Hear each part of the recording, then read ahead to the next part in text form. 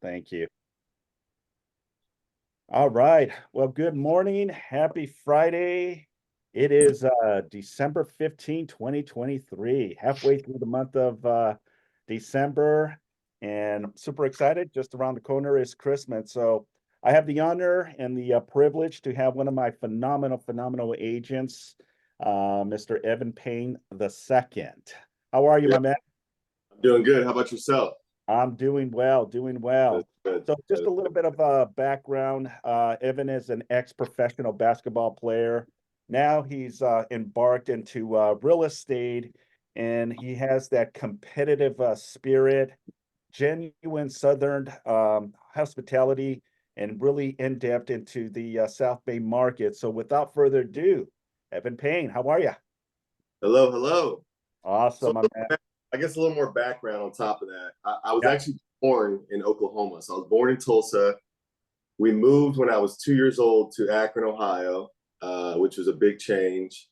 And then from there, I spent about 15 years there. And then, yeah, I went off to college, went to LMU, got my roots in Los Angeles, found my wife at LMU, and I haven't been back really since, kind of Yeah. made my roots here. So just a little more back on top of that. Absolutely. Beautiful. That's awesome. So let's start from there when you were in college and what was one of your specialties? And I want to hear a little bit more of that when you were out in Europe as well. Yeah. So with basketball, it's such a high demand sport. So many kids play in high school, and then to get to the next level is very challenging. So I had a good career. Obviously, had some success with breaking a few records at LMU. Had a coaching change actually my second year at LMU, so I ended up transferring out to Long Beach State, which was going from the WCC over to the Big West Conference.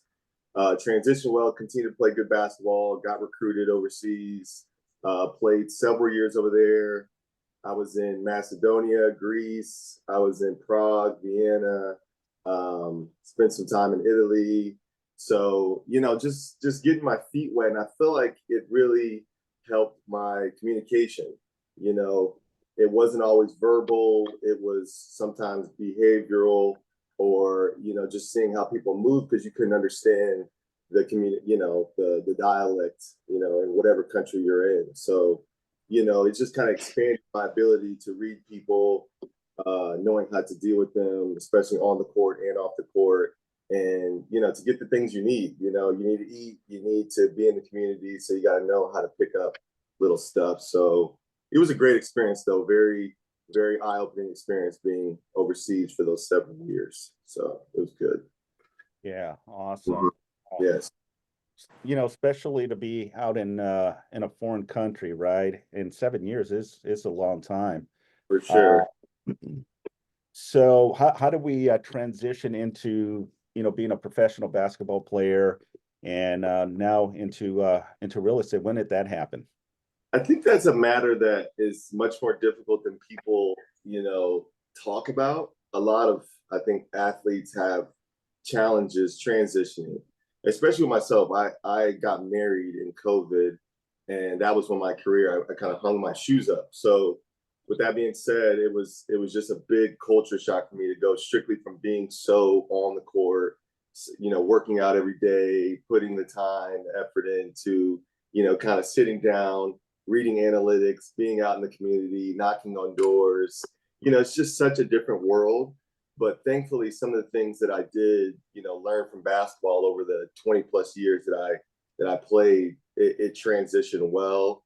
And after I kind of settled down and got an understanding for, kind of more the corporate world and the salesy world, it all started to kind of mesh.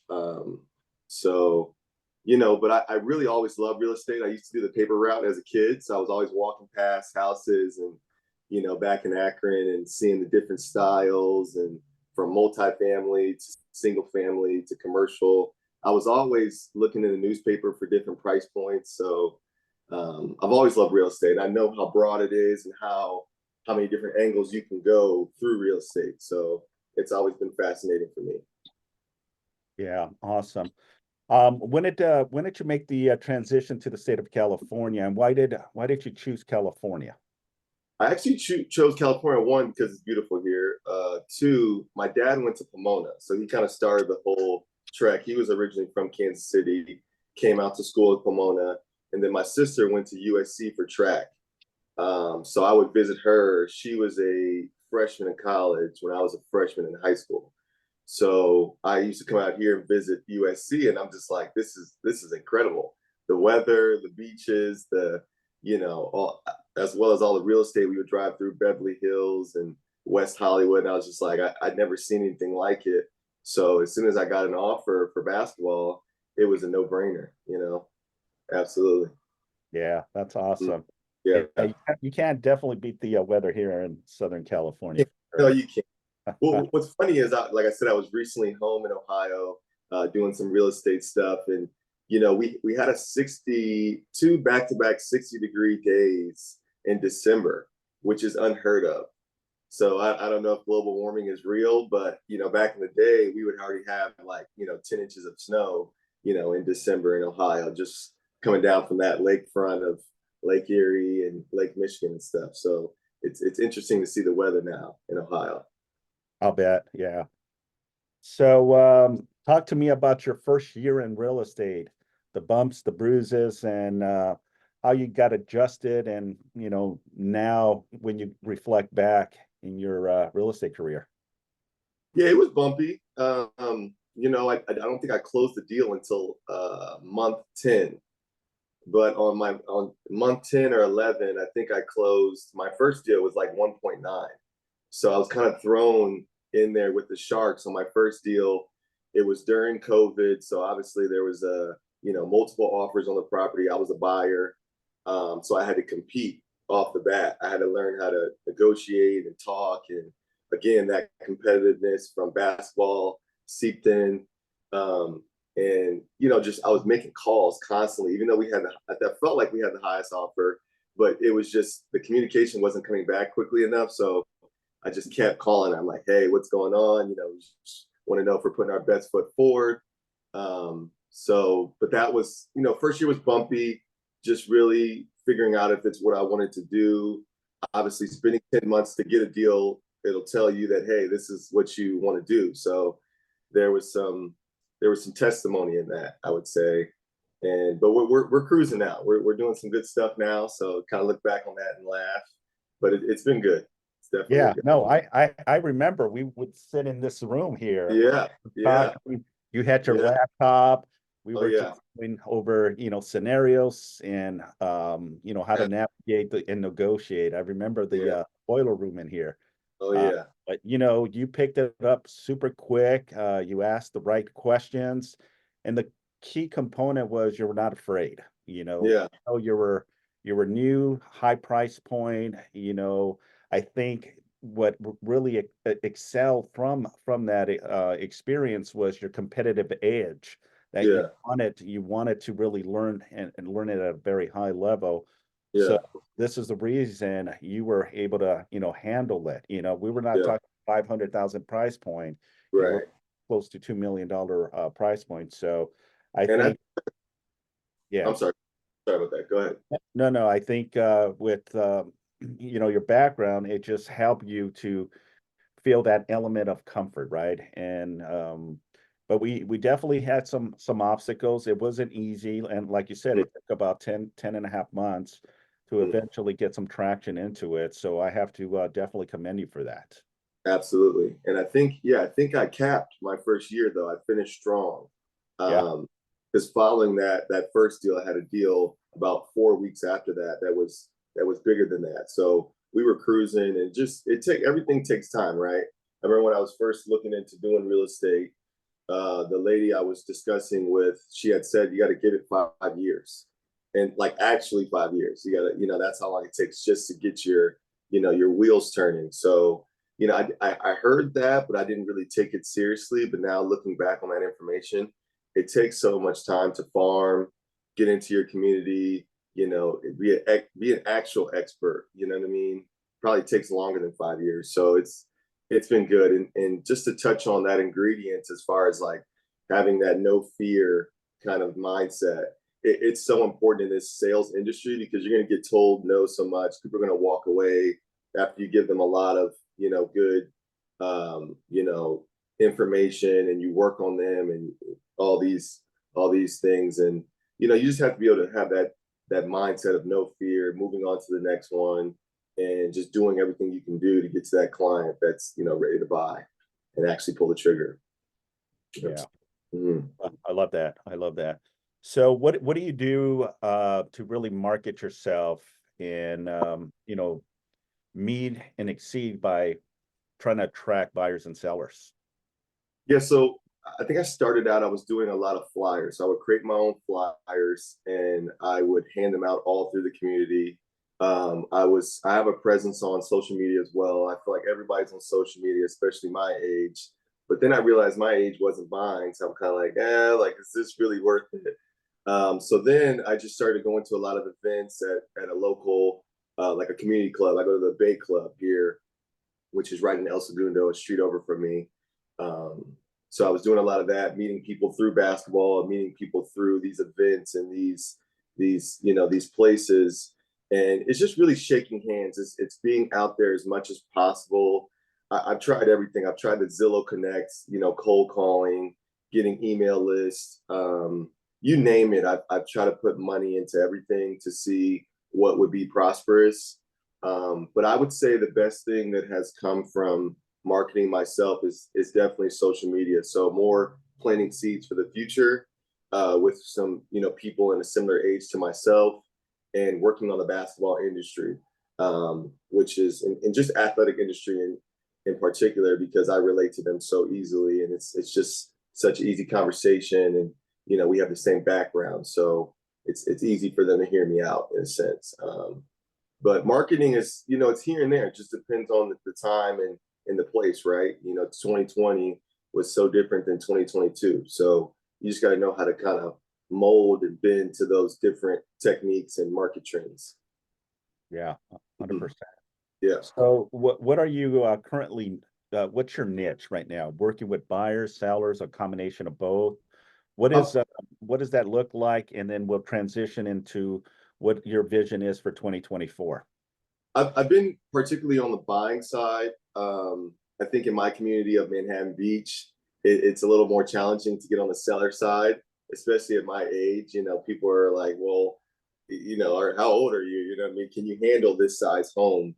Can you handle this size sales? So thankfully, I have had some girth with my sales and, sales numbers, so I can have that conversation.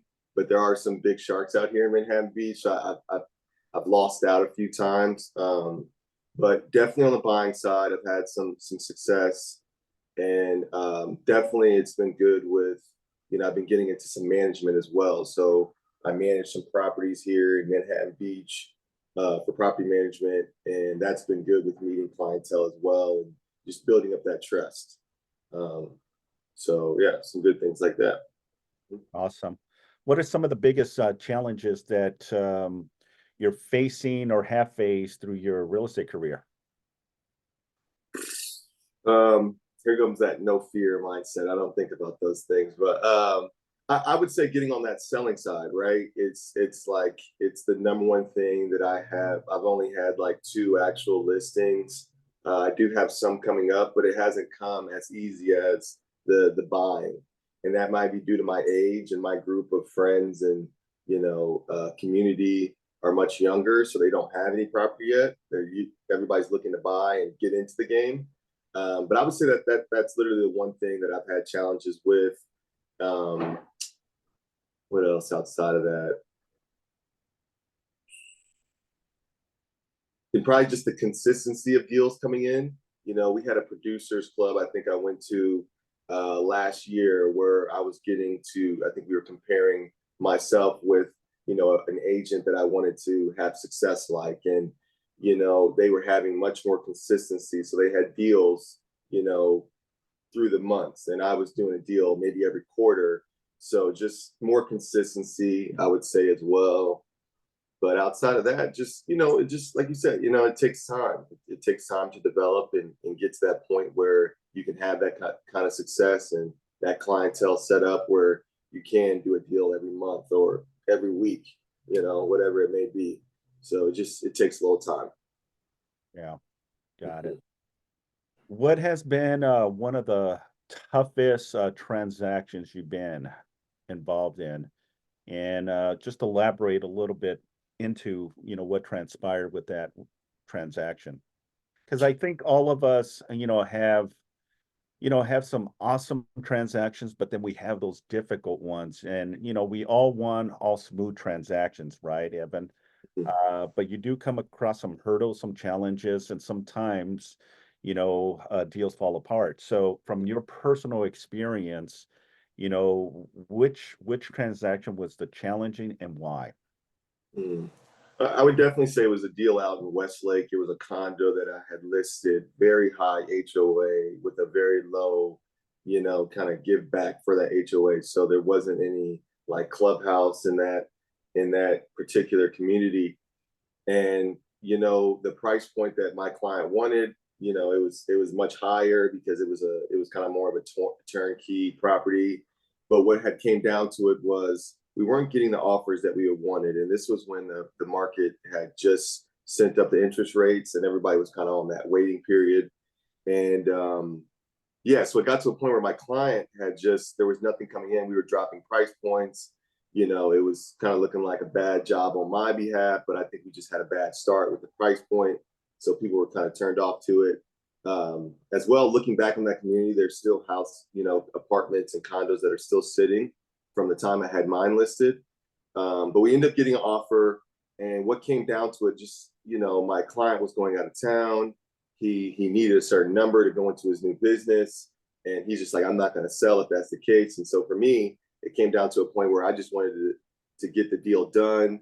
And there was just so much back and forth. So I actually had to lower my commission. And then the buying agent had to lower his commission just to help the deal go through so everybody can make it affordable.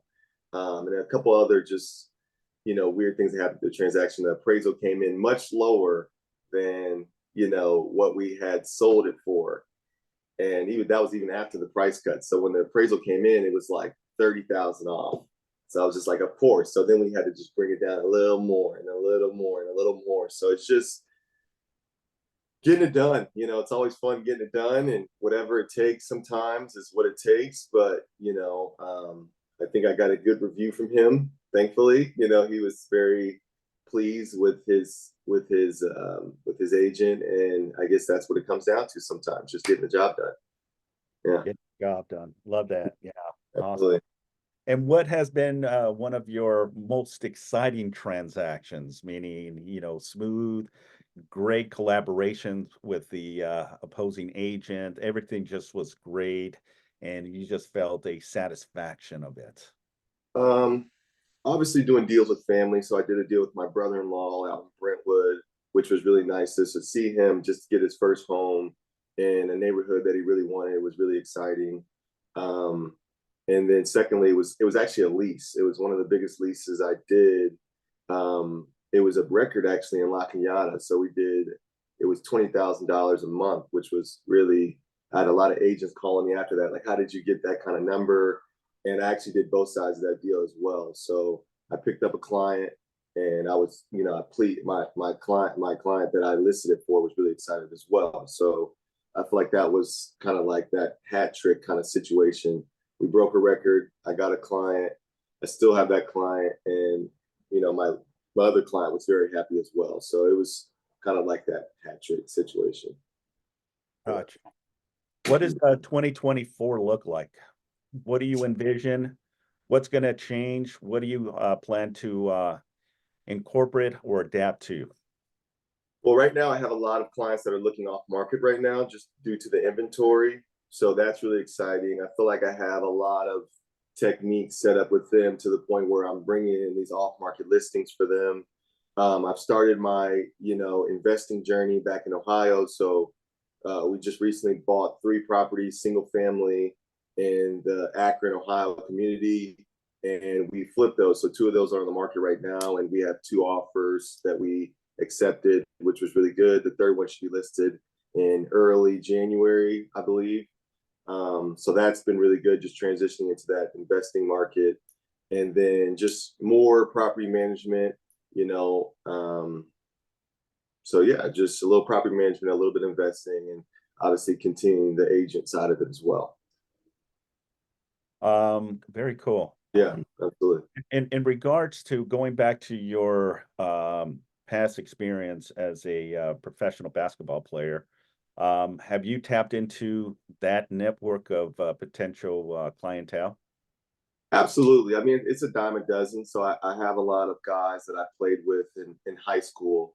So like Andrew Wiggins, for instance, you know, thankfully he's playing for the Warriors, and that was my teammate at one point in time. So, you know, obviously investing with him, getting him the right looks, um, figuring out the Bay market down there, San Francisco, and having him trust me is important. But yeah, I mean, a lot dealing with a lot of financial advisors that represent these players as well is probably my best bet right now, just because that's how a lot of these NBA guys deal with a lot of investments. They go strictly through a financial advisor. So yeah, your best bet would be to be in good communication with those entities versus dealing with a super busy NBA guy that probably is focused more on basketball than real estate. You know, he has people investing for him and his money.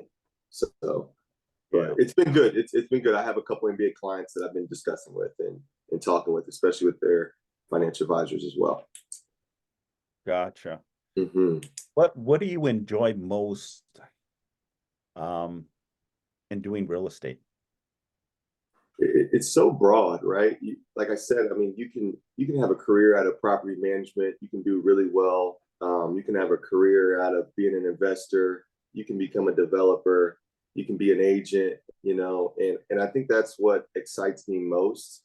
So if one door shuts down for a day or for a month or for a year, you have another realm that's bringing in substantial income. And living in the best state, in the US, it is expensive here, and you need those realms to support you. So I think exploring those different realms, like I said, has been really important. And so far, I've really, really enjoyed, buying these properties in Ohio, putting that new touches on them, new appliances, new paint, new, vanities, and, designing things and seeing the market react to it, especially at a time where we have no inventory. I think it's really fun to create a market. So it's been good. It's so broad, and like I said, you can go so many different directions with it. Yeah, absolutely. And you've been in real estate how long now? 2.5 years. So I know that's a lot of communication for just 2.5 years, but I feel like it's been, I've been looking at real estate well before, even when I was overseas and just up late nights. I would look at real estate in California due to my, at the time, my girlfriend. I knew her parents wouldn't let us sneak out of state, so it was kind of like California or bust. So it worked out. It worked out. Yeah, yeah, no. I remember when I first met you here at the office, and I think we didn't even really talk about real estate. It was just shooting the breeze, and Yeah. before you knew it, it was like an hour of just conversation, Oh and yeah. it was fun. And I'm so grateful that you aligned yourself with Keller Williams, and just seeing how you've climbed, and the awesomeness of your competitive vision, and what you're doing to broaden your portfolio, right? Yeah. Investments, real estate professional, property management, and all that fun stuff. So, it's awesome. And the cool thing is that real estate can provide you with that, right? If you Yeah. choose to. It's just not one direction.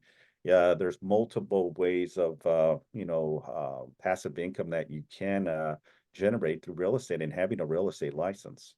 Hmm. Absolutely. And I think the thing we didn't touch on is all the courses that I did take, those first, 10 months at Keller Williams, all the classes that I logged into and all the mentoring that me and you did, all the fake phone calls that we, kind of freestyled, and, all those moments really helped. So I would say more than anything, picking the right mentor, picking the right firm is also so important for the people that might be watching this after that haven't chosen a firm yet. It's really important because, you know, having that phone number that you can call and having that office that you can step into, and it's really good energy. It goes a long distance, and I'm grateful for you guys for that as well, because you guys have been very helpful for me in my career. You know, so I thank you guys. Absolutely. Yeah. Mm. I see a yeah. question in the chat. Oh, okay. Let's jump on real quick. Pamela had a question.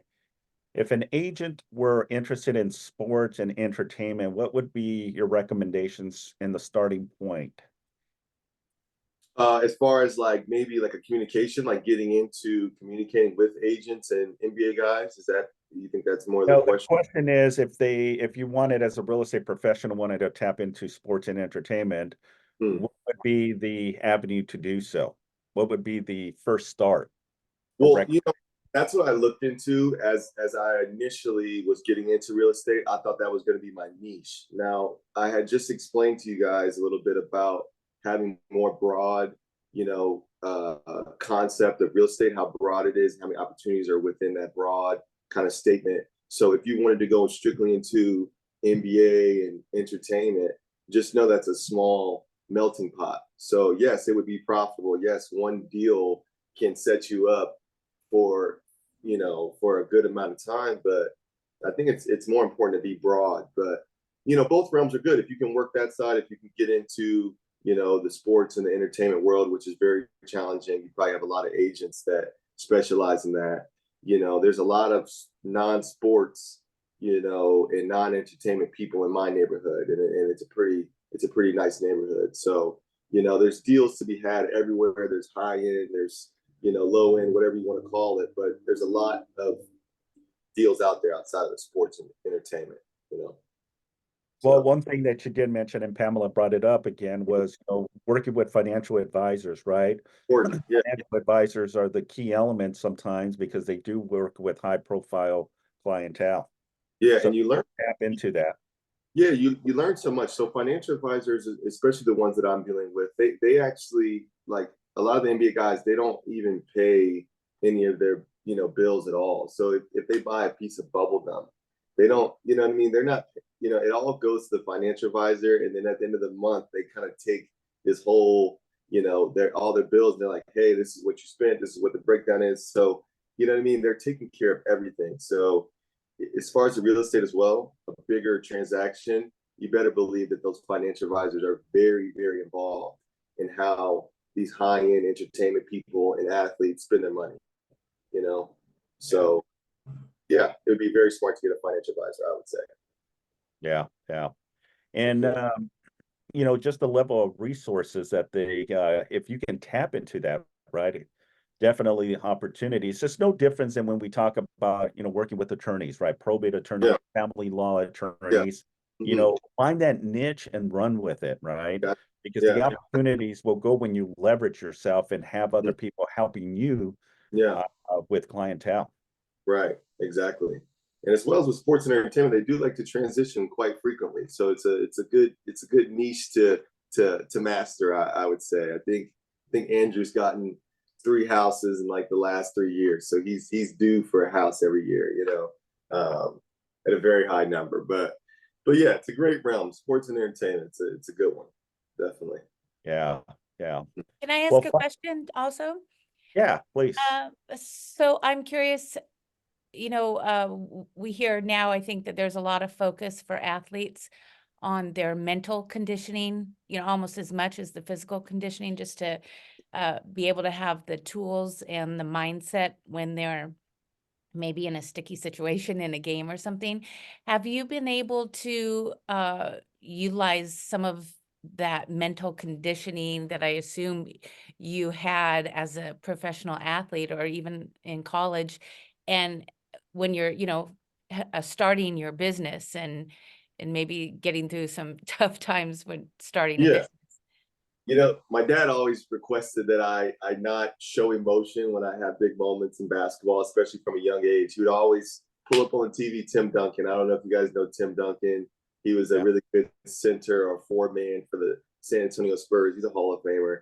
but you would never see Tim Duncan react. So no matter what was going on, I'm sure there's a lot of things emotionally going on in his head, but he would never show you what he had going on. So, I've been in a lot of pressurized situations in basketball and even outside of basketball, playing in front of 20,000 people or playing in front of 5,000 people. I have the same face on. So like I told you guys earlier, I didn't do a deal for 10 months. And then I walked into, my first deal and I was competing against 10 plus offers. And the lady thought that I was a seasoned veteran. So I just had that look on my face and it was time to perform. And I can't lose. It wasn't going to happen. And that's how it played out.